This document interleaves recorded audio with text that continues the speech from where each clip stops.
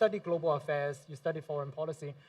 It's widely known that for 34 years in a row now, the foreign minister make the first trip abroad to Africa from China. And this year is no exception. The foreign minister went to 4 African countries. 2 of them is in North Africa, of course, largely impacted with the conflict.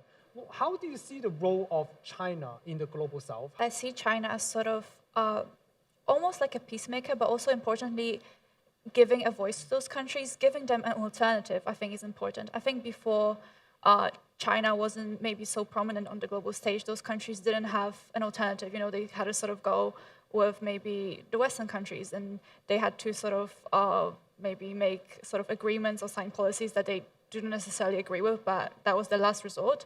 I think China brings in a second option, and I think that can be beneficial to everyone. I think that can encourage more multipolarity, which I think is important. And hopefully that can sort of maybe help resolve some of the conflicts that have arisen. And how do you think China can best navigate this geopolitics tension across the world? I think China, I understand China sort of staying out and being careful. I think that's important because it's important first to focus on the country itself and, you know, build it up, make it stronger so that they can have that voice. But then I also think that it's a good thing that they have been more vocal, such as with the conflict in Gaza right now. I think it's very helpful to sort of have this other side, as we said, this another option. So I do like to see China sort of taking, having sort of a greater voice and taking more initiative.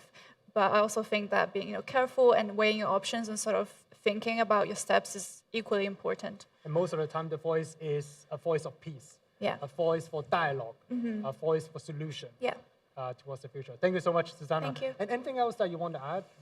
I just hope that, you know, more global South students can come to China and see it for themselves, and, you know, those that didn't have that opportunity in the past. And in general, I encourage more people to come to China and see it with their own eyes.